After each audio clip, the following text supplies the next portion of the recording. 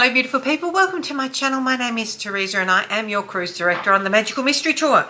We're on to day 3 of the Glaminatrix Lucky Dip. So which one are we going to do today? Before we get to that, don't forget to subscribe to my channel, ring the notification bell to be alerted to any new uploads, and if you like this video at the end, please give it a big thumbs up. Let's go see which palette we're doing today.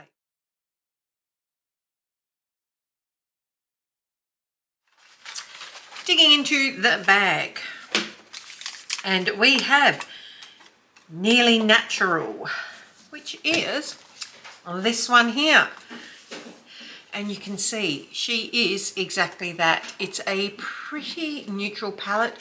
We've got a row of sort of rosy colors, this really grungy, right up my alley color, and then some browns.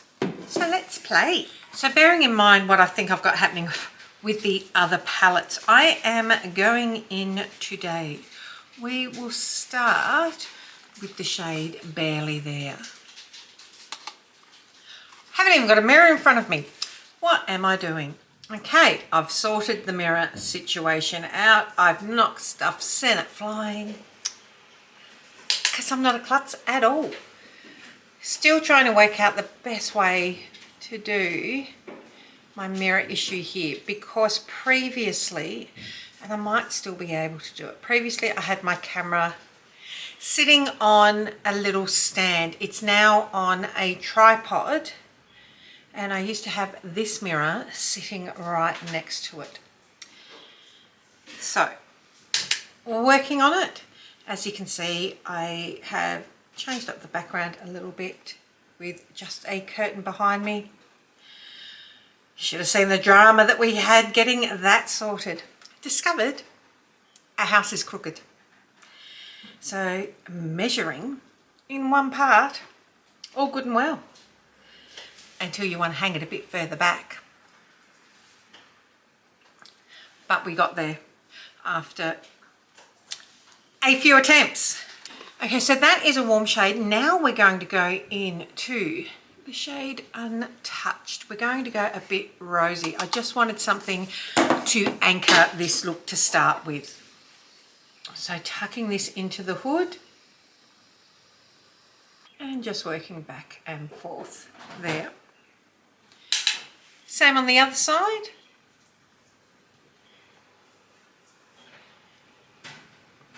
I think this was the first palette that Glaminatrix had that really gave the people that love a bit more of a conservative colour, a colour story that they could work with.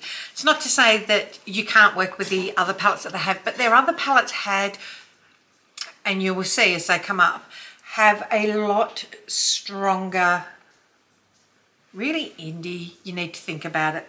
These you don't, but they have the quality of luxury brands.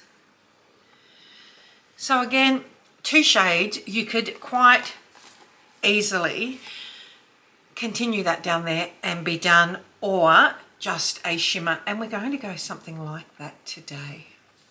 Now I've just lined my waterline with a dark brown. I'm trying to work out what I want to do here today. So we'll start with going into this burgundy, which is the shade Naturally.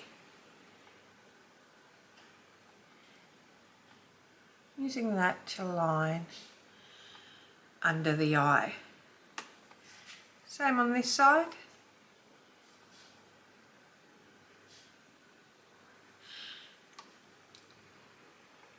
I think I'm going to do something a bit darker today. This one you can lean super natural. Going back into the shade Untouched and just using that to blur out that burgundy.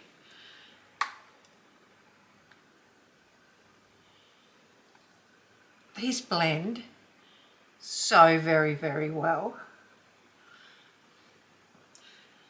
And as they're bringing back a few palettes, I'm really hoping that this is one that they do bring back, because A lot of people would love it. Now, what I want to do is, as I said, we're going in a bit darker than what I would normally do. We're going to do this all across the lid and start with what will look like a super smoky eye.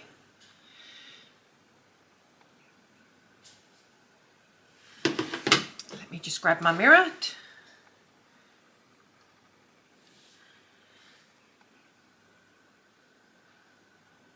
The good thing with this is you don't have to be too fussy with it. Because as per usual, we are going to blend this out, but I just want to build the colour on my lid at the moment.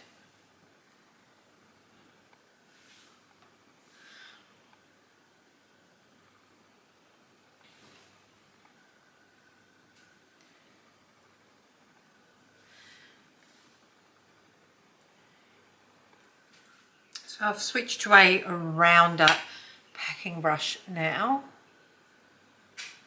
just to really build up that colour.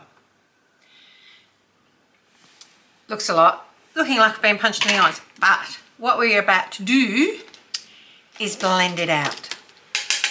So grabbing a fluffy brush and just all over this, it will pull up and out.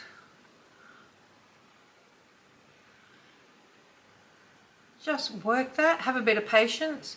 You can see it's starting to diffuse now.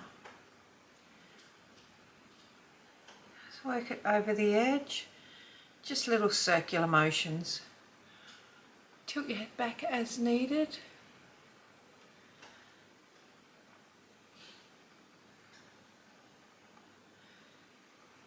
And working that up. See, we've got a really smoky eye starting to happen now, and just pulling that along the bottom as well. It's not going to stay as intense as it looks now, I promise you. Trust the process. Same on this side. Just working all over that. It'll pick up the product and it'll start to smoke out. Just remember, if you've got hooded eyes, you need to look straight ahead, because if you can't see it when you're looking straight ahead, nobody else can.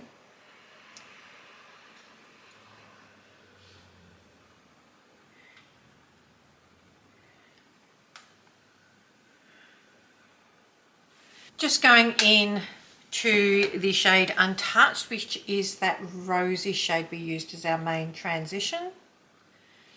Just to go around the edges and blend that now. Now you can keep it all matte and intense, but we're not going to do that. We are going to add some shimmer, of course. So we are going into the shade Nearly Natural, which the palette is named after. We have to go into it, don't we? Yes, we do.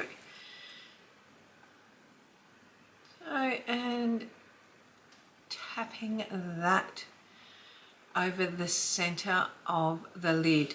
Having that darkness underneath it gives this shade a bit of depth. Look at that. You know, I love shimmers. I mean, I don't mind a matte look when the occasion calls for it. And as I'm having a headshot done for work tomorrow, that will be all matte. However, on the daily, give me shimmer.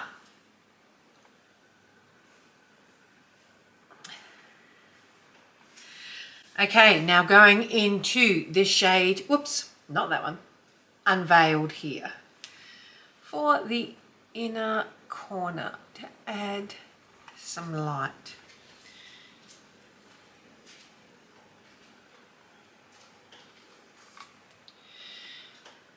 As you can see, what I've essentially done is given you a dark smoky eye followed by a halo eye, and now just lighting up the inner corner. So it's been 3 looks in one. You're welcome. On a small pencil brush now, into that shade again, Unveiled. Just tucking in on the inner corner there.